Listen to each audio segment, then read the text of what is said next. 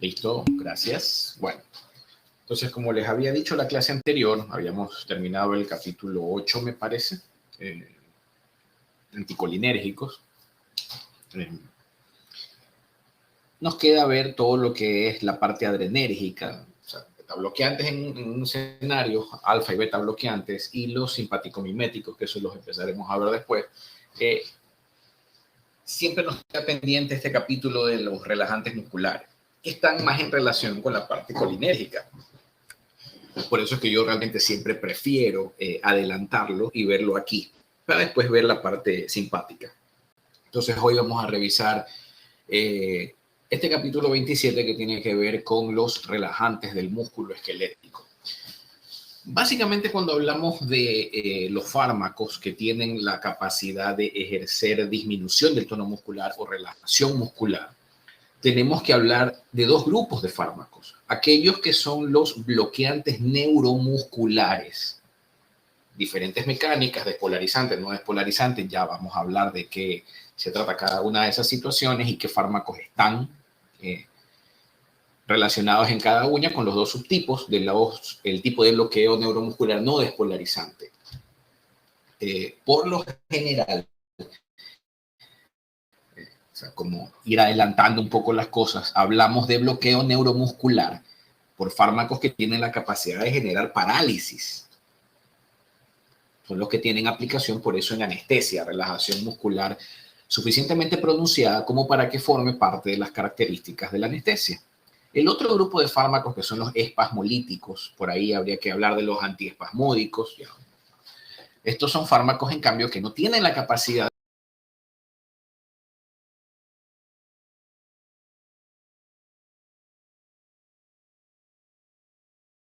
la próxima clase, diferentes propiedades por diferentes mecanismos de acción con el cual el tono muscular se disminuye y obviamente tienen aplicación en contracturas musculares y ese tipo de situaciones.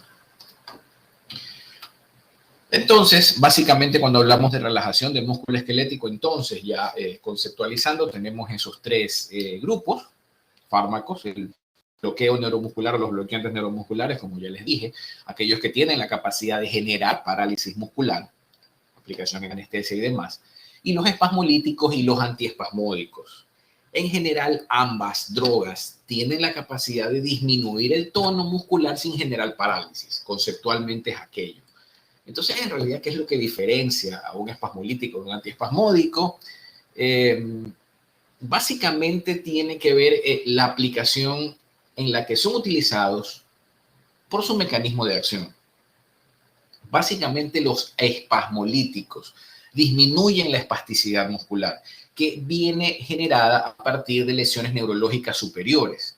O sea, entiéndase, me imagino que por neuroanatomía ustedes recuerdan motoneurona superior, motoneurona inferior. Si el músculo se mantiene contraído por una orden neurológica que viene desde centros superiores, por sus diferentes mecanismos de acción, los espasmolíticos están más indicados en ese tipo de pacientes. En cambio, los antiespasmódicos, los antiespasmódicos tienen que ver con la disminución de las contracturas y espasmo a nivel de músculo periférico. Mucho tiene que ver, por ejemplo, en la situación de traumas, diferentes situaciones, pero de corte periférico, donde el estímulo que está generando esa contractura no viene de la parte central. Entonces, por ejemplo, ya veremos aplicaciones en cuanto a drogas y a fármacos, ¿no? Pero si queremos usar un ejemplo para diferenciar las situaciones más allá de que estamos hablando de grupos farmacológicos que disminuyen el tono y no generan parálisis, como ya habíamos dicho, el antiespasmódico es el típica droga que yo le prescribiría a alguien que tiene un dolor en el cuello con contractura porque durmió mal. El espasmolítico es el fármaco que paciente por contracturas musculares debido a secundarias a una lesión neurológica por un infarto cerebral o por enfermedades desmielinizantes superiores. Me explico. Entonces, obviamente, es en cuanto a su aplicación, repito, ya los diferentes por los mecanismos de acción están organizados en este grupo o en el otro, pero cumplen ambos grupos esa característica, de no poder generar parálisis, de no poder ser drogas que se utilicen en anestesia. Habiendo dicho eso, entonces tendremos que hablar de la función neuromuscular normal y aquí nos vamos a centrar en la estructura anatómica del receptor nicotínico, que ya ustedes más o menos la conocen, la vamos a repasar. Por eso es que obviamente los bloqueantes neuromusculares tienen que ver con esto, porque aquí se habla de la sinapsis colinérgica en su variante nicotínica. Ya hemos visto los antimuscarínicos y todo lo demás en clases anteriores, vimos los bloqueantes ganglionares en el escenario de los receptores bloqueo o acciones a nivel de los receptores nicotínicos NN. Ahora hablamos de los NM. Los NM tienen presencia a nivel de la placa neuromuscular. El receptor nicotínico, independientemente de cuál de los se encuentre, es un receptor tipo canal formado por una estructura proteica pentamérica, o sea, son 4 estructuras proteicas complejas, 2 subunidades alfa, una gamma, una beta, una delta. Así está conformado con, esto ya obviamente lo hemos visto, esta estructura cuando hablábamos de los receptores nicotínicos en los capítulos anteriores, repito, solo estamos recordando, donde el agonista natural de este receptor, que es el mismo de los receptores muscarínicos, estoy hablando de la acetilcolina, tendrá la capacidad de activar los receptores de este canal que están ubicados en las subunidades alfa. Como son 5 subunidades, si yo lo desmembrara este receptor tipo canal y analizara las subunidades por separado, entiéndase la unidad alfa, beta, vería algo así, que es una estructura proteica. Es como que si cada una de estas subunidades a su vez está conformado, ya analizándolo en otra estructura tridimensional, por estructuras proteicas que atraviesan la membrana citoplasmática, subunidades M1, 2, 3 y 4. Entonces, esta es más o menos la conformación de una de estas subunidades. 5 de estas estructuras rodean y forman un canal que permite el flujo de iones a través de la membrana cuando son activados. En este caso, el canal el receptor tipo canal nicotínico funciona con el influjo de sodio hacia la parte intracitoplasmática en cuanto a su funcionamiento. Cuando hablamos del bloqueo neuromuscular per se, vamos a dejar de lado los antiespasmódicos y los espasmolíticos, porque repito, se los veremos la próxima clase. Hablamos en cuanto a su mecanismo de acción, ya iremos analizando con nombres de fármacos, 2 tipos: bloqueo despolarizante y bloqueo no despolarizante. Ya vamos a ver los fármacos que conforman cada grupo y por qué obviamente cada uno tiene esta mecánica de acción. Pero así como para ir graficándolo y entendiéndolo, digamos que esto que está acá arriba es el funcionamiento normal del receptor tipo canal nicotínico.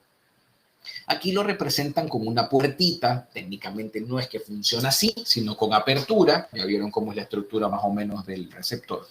Pero con estas estructuras geométricas se puede entender porque este receptor técnicamente permanece cerrado hasta que el agonista natural de esta sinapsis estimula el sitio de acoplamiento. Entonces el canal se abre para permitir el influjo del sodio. Hasta ahí suena lógico.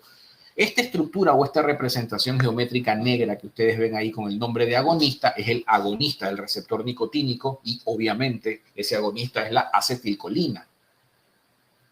Importante la manera en la que se representa. Esta es la interpretación de este gráfico. Ahora hablemos del bloqueo no despolarizante. El bloqueo no despolarizante es un fármaco que, si ustedes comparan la fórmula, la estructura geométrica verde no se parece a la negra.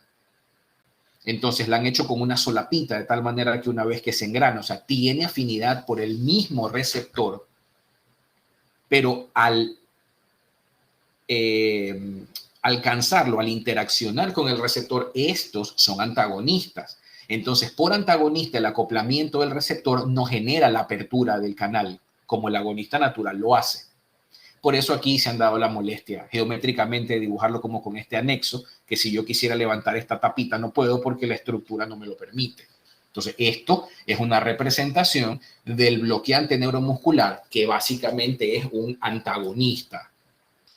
Todos los bloqueantes neuromusculares son antagonistas. Ya veremos qué mecánica de antagonismo tienen cuando hablemos de las drogas. En cambio, el bloqueante despolarizante es esta estructura geométrica que, de hecho, si yo veo la forma, es igualita a la de acá. Lo que cambia es el color. Cambian el color para poder decirme es igualito a este o muy parecido. Se activa el receptor porque al acoplarse con el receptor lo abre, pero no tiene la misma acción que el otro receptor, porque esta, ya hablando del funcionamiento normal, fuera de la geometría, este agonista natural que es la acetilcolina, ustedes saben cómo funciona esta sinapsis, interacciona con el receptor y en segundos es degradado por la acetilcolinesterasa para que termine esta acción y el receptor se vuelva a cerrar. En el caso del bloqueo no despolarizante, el fármaco que representa esto es la succinilcolina. La succinilcolina, ya van a ver por estructura bioquímica, es muy parecida a la acetilcolina, pero tiene cambios suficientes para que no sea reconocida por la acetilcolinesterasa. Entonces, se engrana el receptor, abre el canal, la acetilcolinesterasa no lo puede degradar. Entonces, la acción de se vuelve perenne. En realidad no es perenne, ya vamos a ver que tiene un tiempo aproximado de 8 minutos me parece que es, pero el punto es que dice, bueno, y si es 8 minutos, la de la acetilcolina es segundos. Comparar el tiempo de vida de este fármaco en la sinapsis versus la acetilcolina es grosera la diferencia, o sea, 8 minutos versus segundos que dura la acetilcolina, pero mientras yo mantenga una infusión continua de esto, continuará ahí haciendo acción, porque la acetilcolinesterasa no la degrada. Alguien tiene que encargarse de degradar esto, porque no es que se queda toda la vida allí. Ya veremos quién se encarga de degradarlo. Es por esa degradación más tardía que la succinilcolina tiene más tiempo de vida. Eso se entiende. Mientras que como dije que son bloqueantes o son antagonistas, dependerá del mecanismo. Si hablamos, de hecho, la mayoría son antagonistas competitivos, entonces para yo terminar este tipo de bloqueo, lo que tengo que hacer es incrementar la cantidad del agonista natural para que compita con y lo desplace del receptor y yo vaya recuperando poco a poco mi función neuromuscular. ¿Por qué se llama bloqueo no despolarizante? Porque en esta figura normal, la acetilcolina activa el receptor, tengo un flujo de sodio, y se supone que si esto es el receptor nicotínico NM a nivel de la placa neuromuscular, ¿qué efecto tengo yo aquí? Contracción muscular, ese es el funcionamiento normal. Ahora, en el escenario de bloqueo no despolarizante, yo tengo un antagonista bloqueando, no hay influjo de sodio, entonces este paciente tiene relajación muscular y parálisis, pero nunca hubo contracción muscular porque estoy evitando que ocurra. El bloqueo despolarizante termina en relajación muscular, pero de una mecánica distinta. Activa el receptor, apertura el canal, tiene un tiempo mucho más prolongado, que lo que consigue con eso es agotar las reservas del músculo, porque aquí sí hay contracción muscular inicial, exactamente igual que aquí. Acá nunca hubo contracción porque no hubo apertura de canal. Aquí el canal permanece abierto y se queda bloqueado abierto, de tal forma que el influjo de sodio se vuelve perenne. El músculo se empieza a contraer. Entonces aquí hay un estado de semicontracción o de contracción muscular inicial que termina en parálisis. ¿Y por qué termina en parálisis? Porque el músculo se agota de tanto estimularlo.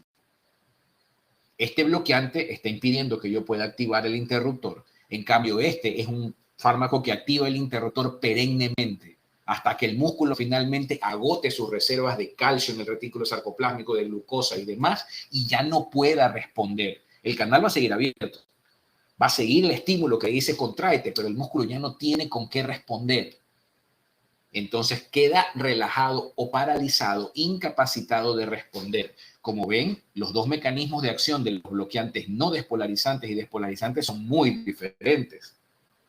Y de eso va a depender mucho la reversión de la relajación muscular. Porque aquí cuando yo quiera cesar, o sea, listo, en algún punto yo quiero terminar esa relajación muscular, imaginándonos que estoy hablando de una anestesia. Terminó la cirugía de 2 horas, ahora quiero revertir la relajación muscular. Aquí estoy partiendo desde, cuando lo quiera revertir, de un músculo que está agotado. Entonces tengo un periodo en el que aquí va a costar que el músculo recupere sus reservas para poder nuevamente responder. Acá el músculo no está agotado, simplemente está impedido de ser activado. Para revertir esto, lo único que tengo que hacer es liberar este antagonista de aquí y el músculo está enterito porque nunca agotó sus reservas. Entonces son dos mecanismos totalmente diferentes, ambos terminan en relajación neuromuscular, este sin agotamiento, este con agotamiento del músculo, este por bloqueo, este por apertura del canal persistentemente que lo realiza la succinilcolina, y esa apertura persistente lo hace porque la succinilcolina es análogo de. Ahora, si empezamos a analizar los fármacos, entonces, habiendo dicho eso, comencemos con los bloqueantes despolarizantes, que son aminas cuaternarias. Ya vayan acostumbrándose a esa idea de que la amina cuaternaria tiene una absorción, una liposolubilidad menor, pobre penetración por membranas, incluyendo el sistema nervioso central. No es que penetran cero, penetran mucho menos que las aminas terciarias o que secundarias. Entonces, siempre cuando hablamos de fármacos aminas, y cuando hablamos de aminas, saben que son bases débiles, las aminas cuaternarias siempre tienen menor penetración al sistema nervioso central, menor tasa de absorción que las aminas terciarias o secundarias. Entonces, si yo comparo succinilcolina, es como que yo hubiera unido dos moléculas de acetilcolina una con otra. Por eso les hablaba que la acetilcolinesterasa no reconoce esta molécula como acetilcolina, entonces no la degrada. Es otra, la enzima que se encarga de degradar esto, ya hablaremos de eso. Como la acetilcolinesterasa es la enzima que degrada en el GAP, la que rápidamente degrada para que esta acetilcolina no dure tanto, por eso esta puede durar más, porque la acetilcolina no la reconoce y dura más tiempo por eso. Son fármacos con una polaridad alta. Como tienen polaridad alta y son aminas cuaternarias, son inactivos por vía oral. Por eso no existe succinilcolina en tabletas, solo viene en presentación intravenosa. Su alta polaridad hace que se absorban poco por vía digestiva. Entonces, por eso no se han desarrollado formas orales, solo viene en presentación intravenosa.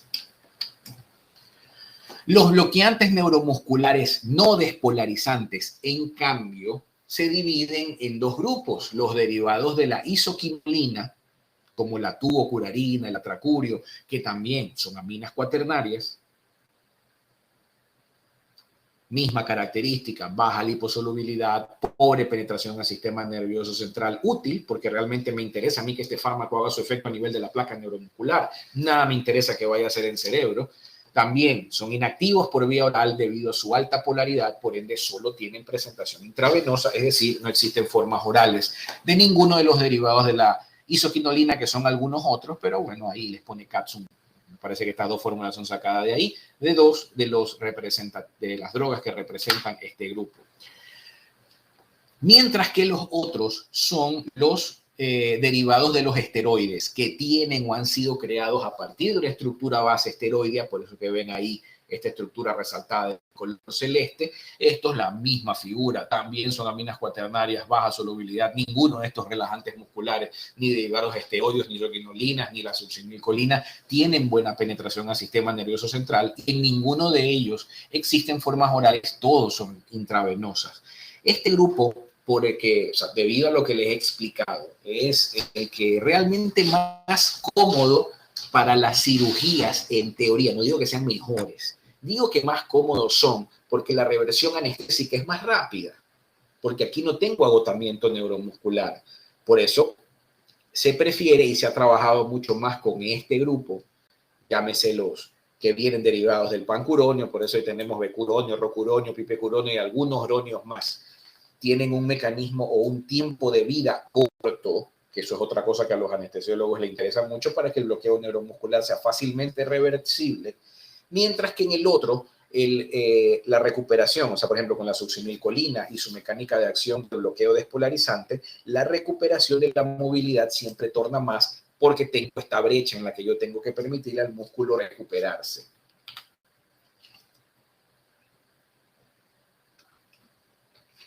Cuando hago la comparativa entre ellos, debido a sus diferentes características, estos que están aquí arriba son los bloqueantes no despolarizantes, las isoquinolinas, los esteroides. Las isoquinolinas tengo que analizarlas, digamos que independientemente analicemos características y hablemos del atracurio y del cisatracurio, dos bloqueantes no despolarizantes derivados de las isoquinolinas, que tienen esta eliminación particularmente curiosa, que es eliminación espontánea. que también se llama eliminación de Hoffman. Eso significa que no requiere mediadores, que no requiere excreción ni ninguna situación, sino que simplemente la molécula de atracurio espontáneamente se divide en sus componentes, la adenosina y el ácido cuaternario, y un ácido cuaternario, dependiendo de cuál sea. Entonces, eso le confiere una, entre comillas, característica particular que podría verse por una ventaja, porque son drogas que no tienen mayor requerimiento metabólico, no son administrados como prodrogas, no requieren mayor situación, etc. El problema aquí tendría que ver, y es con la laudanosina, uno de los componentes en los que se subdivide espontáneamente el atracurio y parcialmente el cisatracurio cuando hacen esta eliminación Hoffman natural, porque la laudanosina, cuando se acumula excesivamente en el cuerpo, puede generar convulsiones. Por eso ahí uno de los efectos colaterales tiene que ver precisamente con esa acumulación de laudanosina en el caso del atracurio y del cisatracurio. Y de los dos, ese problema de las convulsiones más probable, no es que todos los pacientes que reciben atracurio van a convulsionar, pero es más probable con el atracurio porque toda la eliminación del atracurio es espontánea, mientras que en el cisatracurio parte. Sí, la mayoría de su eliminación es espontánea, pero no toda. Otra sí requiere otros aspectos excretorios del cuerpo, como función renal o metabólica hepática. La tubocurarina tiene excreción o eliminación primordialmente renal, 40%, mientras que los otros dependen, los derivados esteroideos. El pancuronio, por ejemplo, tiene una eliminación primordialmente renal, aproximadamente el 80%, mientras que el rocuronio y el becuronio tienen una excreción primordialmente hepática. Y también el resto que les falta a esto será renal. Entonces, esas diferentes eliminaciones que los relajantes tienen me hacen inclinarme al uno al otro, no solamente por el nombre que tengan, sino por las características. Por ejemplo, el rocuronio, que tiene excreción primordialmente hepática, no requerirá mayor ajuste de dosis en pacientes con insuficiencia renal. No importa que la tenga si se va a eliminar por hígado acá, pero en cambio, por la gran tasa de eliminación hepática que tienen, requieren de buena función hepática. Es decir, estos serán más problemáticos de usar en pacientes cirróticos, por ejemplo, o con cualquier otro escenario de insuficiencia hepática. Situación, cualquiera de las dos variables, que en cambio no es tanto factor para el atracurio por el tipo de metabolismo que tiene. Pero ahí tendría que ver en la acumulación de la laudanosina, que tiene eliminación renal hepática, que es lo que me va a generar los problemas. Entonces, todo depende. Eso en cuanto a las eliminaciones. Y cuando hablamos de la succinilcolina, ¿cómo se elimina? La succinilcolina no tiene un porcentaje metabólico en el que intervenga la acetilcolina, ni la acetilcolinesterasa, perdón, porque no la reconoce.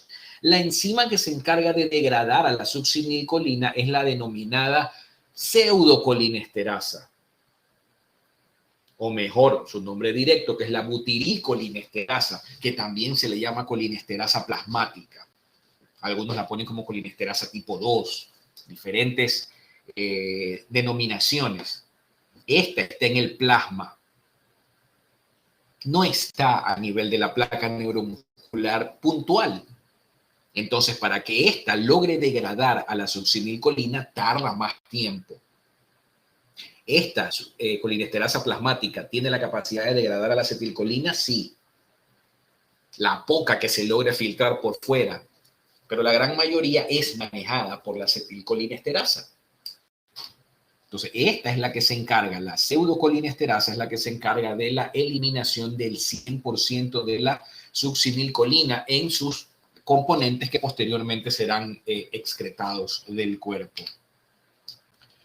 Entonces, revisemos un poco más, nuevamente, el mecanismo de acción de los diferentes drogas, bloqueantes despolarizantes, como tal.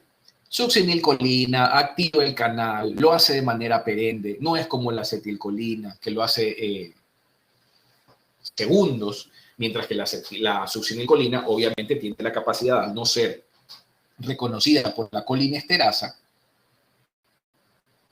tiene la capacidad de poder hacer el efecto duradero más tiempo. Entonces, el bloqueo despolarizante se reconocen, o sea, por denominación, los bloqueantes despolarizantes son agonistas del receptor nicotínico, exactamente como la acetilcolina. El bloqueo es por agotamiento muscular.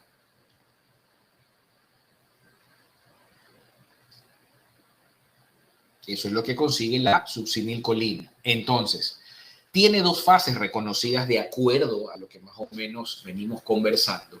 Tiene una primera fase que es despolarizante, que es la parte donde la succinilcolina activa el canal y el canal, bueno, pues empieza a hacer el influjo de sodio. Aquí tienen una vez más la mecánica del funcionamiento normal aquí arriba. Canal, receptor, acetilcolina, estimula acetilcolina esterasa que degrada la acetilcolina en colina y acetato. Canal abierto, sodio entra, contracción muscular. Ese es el funcionamiento normal.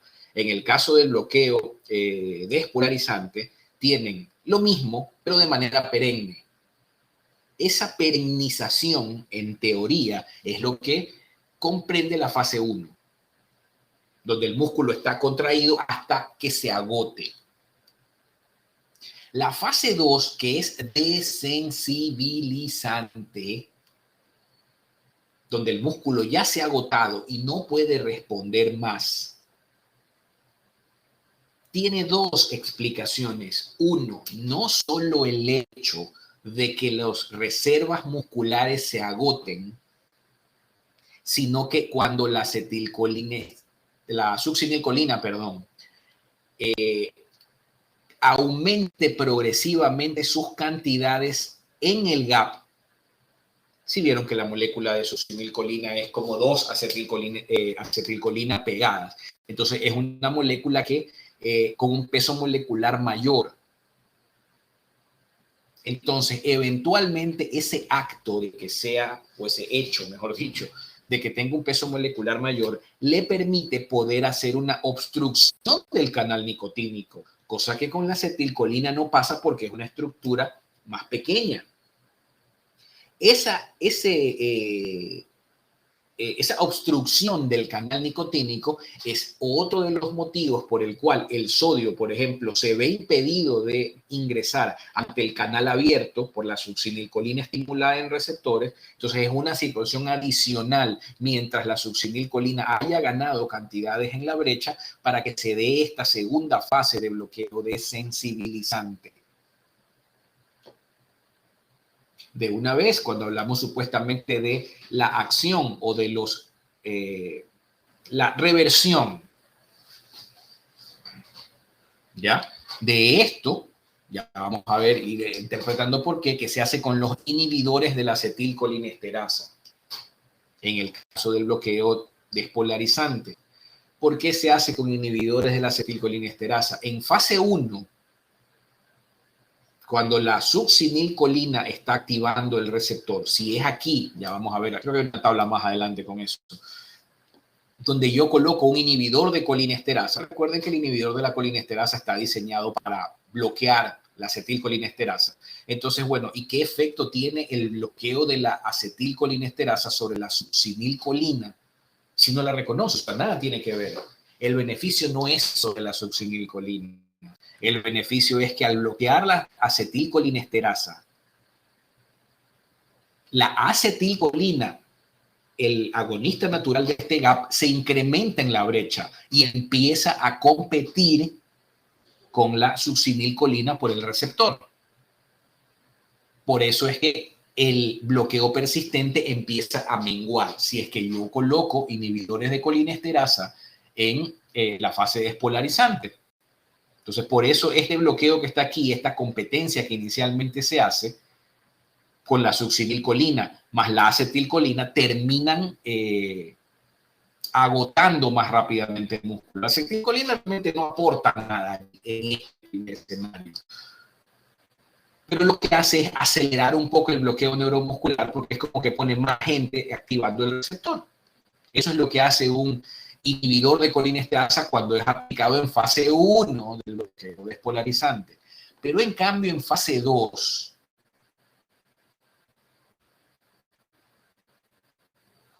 ayuda a revertir parcialmente este bloqueo. ¿Por qué? Porque al incrementar la cantidad de acetilcolina inicialmente, la succinilcolina empieza, obviamente cesando la infusión y colocando el inhibidor de colinesterasa, empieza a abandonar los receptores eventualmente, porque al fin y al cabo tiene un tiempo de vida de 8 minutos, y la acetilcolina empieza a estimularlo. Entonces, molécula que esté activada por acetilcolina o receptor que esté ocupado por acetilcolina no puede ser obviamente desplazado por la succinilcolina, y entre las dos, la que tiene un tiempo más corto es la acetilcolina, y así le voy dando tiempo al músculo para poder recuperarse. Es la razón por la cual en estos escenarios la reversión se da. Bueno, en el segundo escenario, la fase 2 se revierte con inhibidores de colinesterasa, en cambio la fase 1 aumenta con inhibidores de colinesterasa, depende de en qué fase lo coloque un inhibidor de colinesterasa, esos serían los efectos. En cambio, el bloqueo no despolarizante, que es más sencillo, aquí simplemente tengo un fármaco que estimula el receptor, no lo apertura, receptores ocupados, el canal está cerrado, no hay agotamiento, no hay nada. Estos son antagonistas competitivos, todos. Entonces, al ser antagonistas competitivos, a ser reversibles, todos son susceptibles de ser desplazados por la acetilcolina. Si yo pudiera incrementar la acetilcolina, porque por definición un antagonista competitivo, ese primer parcial, puede ser revertido por el agonista natural. En cambio, el bloqueo irreversible no, por ejemplo. Entonces, todos los bloqueantes no despolarizantes han sido formulados y creados precisamente como bloqueantes antagonistas competitivos, es decir, reversibles. Y si yo en este escenario coloco el inhibidor de colinesterasa, ¿qué hago? Revierto más fácilmente el bloqueo también, porque bloqueando la acetilcolinesterasa, ¿qué hago? Incremento la cantidad de acetilcolina en el GAP, más acetilcolina que compita y desplace al bloqueante neuromuscular, y por eso en el caso del bloqueo no despolarizante se revierte el bloqueo más fácilmente con inhibidores de colinesterasa. Cuadro que más o menos manifiesta lo mismo. Ahí tienen el rocuronio en representación de los bloqueantes no despolarizantes y la succinilcolina como representante del bloqueo despolarizante, tanto en fase 1 como en fase 2. Entonces ahí tienen diferentes situaciones, como qué pasa si yo coloco tubocurarina, o sea, otro bloqueante no despolarizante. Si sumo no despolarizante más no despolarizante, el efecto es aditivo. Si subo no despolarizante en fase 1 de la succinilcolina, que es el bloqueo neuromuscular, en esta fase es antagónica. ¿Por qué? Porque este fármaco va a competir por los receptores nicotínicos con la succinilcolina. Entonces, entre los dos se antagonizan y no tengo un efecto de bloqueo neuromuscular efectivo. El uno está buscando tratar de agotar, de estimular los receptores para agotarlos, y el otro está bloqueando. Entonces, entre los dos se hacen la grande. En cambio, si yo coloco el bloqueante neuromuscular no despolarizante en fase 2, donde el músculo ya está agotado, lo único que gano es, en realidad no es que yo voy a ver mejoría, pero estoy colocando otra droga que puede ocupar los receptores que la succinilcolina no ocupe, y como esto no los estimula, aquí puedo hablar de aumento del bloqueo neuromuscular.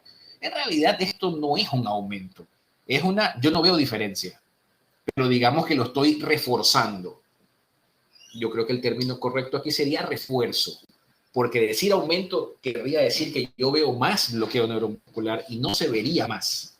Lo que está es reforzado, es un bloqueo más completo, más difícil de revertir, porque tiene las dos mecánicas. En fase 2, porque en fase 1, repito, porque no está consolidado el bloqueo neuromuscular por la succinilcolina, habría antagonismo entre los no habría un efecto completo, ni del uno ni del otro. ¿Qué pasa si los relaciono con el otro? ¿Qué pasa si al bloqueo no despolarizante le coloco succinilcolina? Se antagonizan.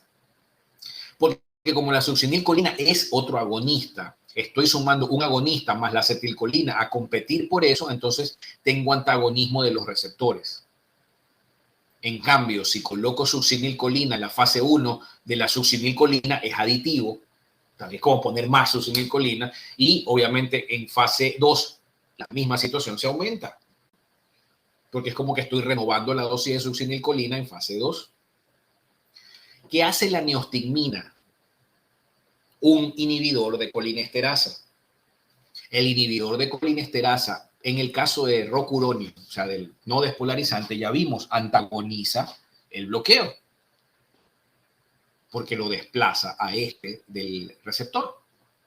En fase 1, el inhibidor de colinesterasa aumenta el proceso, porque tengo a este que va a inhibir la colinesterasa, hacer que la acetilcolina aumente, mientras adicionalmente tengo succinilcolina, entonces tengo mayor contractilidad inicial que va a terminar agotándolo. Entonces, colocar esto en la primera fase aumenta, hace más rápido que el paciente llegue a la fase 2, es decir, a la fase de relajación. En cambio, si ya estoy en la fase 2 y el músculo ya se agotó y yo sumo un inhibidor de colinesterasa, lo que hago es antagonizar el bloqueo neuromuscular por competencia de la acetilcolina con la acetilcolinesterasa.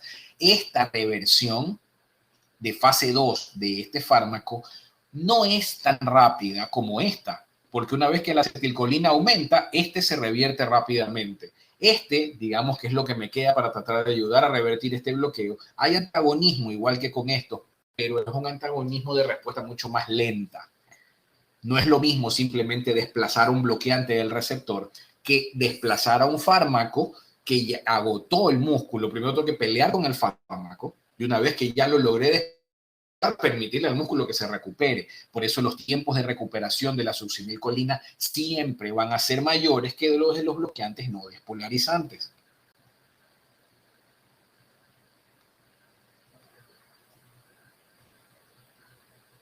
Entonces, hablemos de ciertas otras cosas, como por ejemplo la respuesta tetánica, fasciculaciones tetánicas, diferentes situaciones. ¿Tengo yo de esto con el bloqueo no despolarizante? No, sí es un bloqueo, nunca hubo estímulo. ¿Dónde tengo esta respuesta tetánica inicial? La fase 1 de la succinilcolina. En fase 2, ¿tengo tetania? No, porque el músculo ya está agotado. Entonces, diferentes situaciones. Y la otra son los tiempos. La fase 1 de la succinilcolina dura unos cuantos minutos. Una vez cumplido ese tiempo, el paciente entra en relajación muscular con agotamiento. Dependerá de la duración de esa fase lo que dure mi dosificación de succinilcolina. Una dosis de rocuronio me da eso. Cada uno de los relajantes musculares no despolarizantes tiene un tiempo que es de minutos en cuanto al recobrar la función neuromuscular. Aquí en esta parte es menos, acá en esta parte es mayor, porque aquí el músculo ya está agotado, aquí no. Al menos no tan agotado. Y aquí, básicamente, la fase de este tiempo es lo que demora en la acetilcolina en barrer finalmente al bloqueante del GAP. Esta diapositiva habla mucho de la selectividad de las diferentes drogas por los receptores. Tenemos los receptores a nivel de ganglio, llámese los nicotínicos NN, y aquí tenemos los receptores muscarínicos, es decir, receptores que a mí no me interesa que sean estimulados por estos fármacos, sería lo ideal. Pero como muchos de estos tienen formulaciones análogos a la acetilcolina, puede que tengan acción cruzada con otros receptores. Y eso también va de la mano con los receptores histamínicos, que son receptores muy parecidos morfológicamente a los nicotínicos, y por eso puede haber reacción cruzada. Entonces, por ejemplo, el atracurio no tiene efecto sobre los NN, no tiene efecto sobre los muscarínicos, pobre sobre los receptores de histamina. El cisatracurio vino a reemplazar al atracurio precisamente tratando de eliminar esta acción. Entonces, con el atracurio, yo puedo ver más frecuentemente reacciones relacionadas a la histamina que con el cisatracurio. Con la tubocurarina no tengo efecto sobre los receptores muscarínicos, pero tengo un leve efecto a nivel de los receptores ganglionares, con toda la situación que en efectos colaterales esto implique, porque yo coloco el relajante muscular para conseguir algo, relajación muscular. Nada quiero hacer a nivel de ganglio, pero aquí por afinidad lo termino haciendo. Y asimismo tienen moderada capacidad de activación de los receptores muscarínicos. Diferentes drogas relajantes musculares no despolarizantes derivados de los esteroides, Pancu, Roku, Becuronio. Cero efecto de los tres sobre receptores ganglionares. Diferentes acciones sobre los receptores muscarínicos. El pancuronio tiene acción sobre los receptores muscarínicos, el rocuronio muy leve y el becuronio ninguna.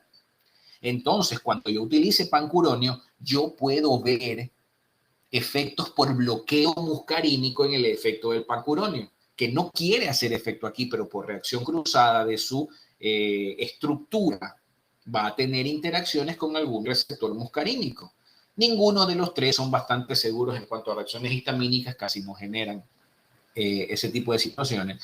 En cambio, la succinilcolina, como es un análogo morfológico de la acetilcolina, uno u otro de los problemas que tiene efecto estimulante del ganglio, tiene efecto estimulante a nivel de los receptores muscarínicos, entonces efectos colaterales de la succinilcolina y su proceso de estimular los receptores NM y agotarlos es que también voy a ver estimulación ganglionar y también de los receptores muscarínicos. Y en parte, efectos de la histamina, por eso es que la succinilcolina no es que ya no se usa, pero se usa menos, precisamente por su estructura. Generaba muchos efectos colaterales y eso es lo que habla de la investigación que se hizo para tratar de hacer drogas, porque estos son obviamente creaciones posteriores que ejercen un bloqueo neuromuscular con menos, entre comillas, efectos colaterales. Entonces, succinilcolina, ya vimos la mecánica de acción, es un agonista nicotínico, los receptores NM, mecánica de acción por bloqueo despolarizante, fase 1, fase 2, etcétera, etcétera, etcétera. ¿Cuál es el efecto? Bloqueo neuromuscular, despolarización persistente, agotamiento del músculo, tiene esa fase o esa brecha de recuperación que requiere después de su reversión. Entonces, ¿esto para qué se utiliza? Básicamente por el tipo de mecanismo de acción que tiene, es muy exclusiva de anestésico. Anestésico para poder ejercer cirugías. No es que esto es anestésico, perdón. Forma parte de las características de la anestesia. No sé si alguno de ustedes hará anestesiología o hará cirugía, que tendrán que ver que cuando alguien va a operar a alguien y le dicen, listo, hay que anestesiar al paciente. La anestesia tiene algunas características. Como spoiler de la próxima clase, porque ahí veremos benzodiazepinas por asuntos de espasmolíticos. Entonces, la anestesia tiene que ser sedativa, tengo que sedarlo, tiene que ser hipnótica. Hipnótica no, tiene que ser amnésica, perdón. O sea, el paciente no debe tener recuerdo del procedimiento porque si no sería traumático. Tiene que haber analgesia, el paciente no debe de sentir dolor. Y tiene que haber relajación neuromuscular. Esas son las 4 características de la anestesia. No existe un fármaco que me permita alcanzar esas 4 características con una sola droga. Yo tengo que ir combinando. Entonces, entre las características de la anestesia de la relajación neuromuscular, ahí tienen todas estas drogas que pueden generar parálisis como opción. Algunas otras variables como los estatus epilépticos, aunque realmente succinilcolina para el estatus epiléptico virtualmente ya no se utilizan los otros relajantes. Metabolismo a nivel de la colinesterasa plasmática o la pseudocolinesterasa, el tiempo de acción más o menos es de 5 a 8 minutos tiempo máximo. ¿Cuáles son sus efectos tóxicos? Arritmias, hipercalemia, aumento de la presión intraabdominal, sobre todo en la fase 1 del bloqueo despolarizante. Muchos de estos efectos tienen que ver con la acción cruzada con otros receptores. Aumento de la presión intraocular. Y tiene otras 2 variables. Uno, esta del dolor postoperatorio. El dolor postoperatorio de los pacientes que utilizan succinilcolina se debe a que cuando la relajación muscular de la succinilcolina termina y yo la revierto, una de las quejas de los pacientes cuando ya los efectos analgésicos y todo se van es que le duelen los músculos como si hubieran ido al gimnasio. Así les dicen ellos. Doctores, que me duelen los muslos. ¿Y por qué es ese dolor? Porque literalmente es como que el paciente hubiera ido al gimnasio. ¿Qué es lo que hacen ustedes cuando no van al gimnasio frecuentemente y de repente deciden que van a ir? Los primeros 2 días les duele todo, ¿verdad? Por el movimiento y la contracción muscular que estuvieron haciendo. La succinilcolina genera contracción muscular persistente para poder agotar el músculo. Eso es lo que genera el dolor postoperatorio. Situación que, por ejemplo, los bloqueantes no despolarizantes no tienen. Y la otra es la hipertermia maligna. La hipertermia maligna se da también de la mano con la succinilcolina debido al bloqueo despolarizante que permite que el músculo se agote. La succinilcolina activa el receptor, canal, entran los iones, etcétera, etcétera. Ese incremento de la carga intracitoplasmática de iones a nivel del músculo activa el retículo sarcoplásmico para que se genere calcio. Toda esa acción hace que el músculo se contraiga en la fase 1 del bloqueo despolarizante. Cuando la succinilcolina se combina con los anestésicos volátiles entre sus características, como el alotano, ese tipo de situaciones, son estimulantes del receptor RIR1, que es el flujo de regulación de calcio del retículo sarcoplásmico. Entonces, básicamente tengo dos estructuras combinadas, y esto se suele hacer en anestesia, o sea, este es un anestésico, cumple el alotano y ese tipo de situaciones, cumple con la característica de ser sedante amnésico. Entonces, aquí tengo sedación amnésica, acá tengo la relajación muscular, me falta un analgésico y completo la anestesia. Pero cuando combino estos dos, tengo excesiva liberación de calcio con estimulación, porque cuando el músculo se contrae, todo este efecto de la contracción hace que la temperatura muscular aumente. El aumento de temperatura muscular genera calor. Por eso se genera hipertermia maligna a nivel del músculo. Bueno, pues hermano, se genera hipertermia por la gran estimulación metabólica que se da en el músculo producto de la activación perenne de la succinilcolina cuando se combina con un anestésico volátil. Entonces, ese es el mecanismo fisiopatológico de aquello. Ya veremos más adelante porque justamente alguno de los fármacos que veremos la próxima clase me ayuda con eso. Y acá tenemos a los bloqueantes no despolarizantes como los rocuronium, cisatracurio, la tubocurarina, estos dos derivados de las isoquinolinas, este representante de los esteroides, son antagonistas no competitivos, competitivos de los receptores. Acá no hay agotamiento neuromuscular, todos generan relajación muscular sin generar ese agotamiento, por eso acá hipertermia maligna no voy a ver nunca, son más fácilmente reversibles posterior a la anestesia. Todos estos tienen que ver con relajación para anestesia, relajación para conectar a pacientes a ventilación, pacientes críticos en terapia intensiva para conectarlos a máquina por diferentes situaciones. En el caso de la tubocurarina ya hemos visto que su excreción primordialmente renal, ahí están los tiempos. En cuanto a las toxicidades, la de tubocurarina, por ejemplo, genera liberación de histamina, ya vimos lo que puede generar aquello, hay hipotensión. En el caso del cisatracurio, en cambio, este no depende virtualmente de la de su función renal y su función hepática. El atracurio, por ejemplo, que no está mencionado aquí, tampoco depende de estas dos porque tienen esta eliminación tipo Hoffman.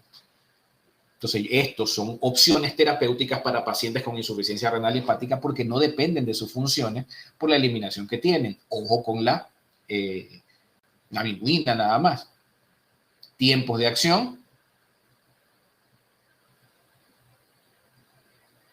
Se usa casualmente el cisatracurio más que el atracurio porque es menos tóxico. ¿Por qué es menos tóxico? Porque el cisatracurio genera menos o tiene menos acción Hoffman que el atracurio. Entonces genera menos el metabolito que puede generar convulsiones.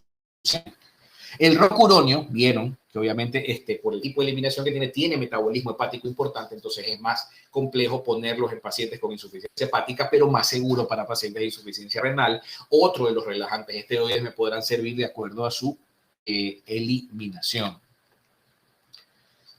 Listo, jóvenes. Hasta ahí, entonces, bloqueo neuromuscular. Lo que sigue de ahí son los espasmolíticos, que eso ya lo revisaremos la próxima clase. ¿Alguna pregunta?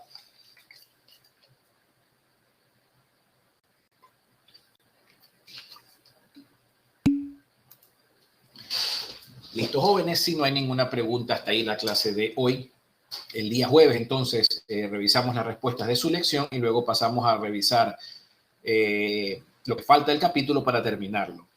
Listo, jóvenes, que tengan una buena tarde. Nos vemos el día jueves. Hasta luego.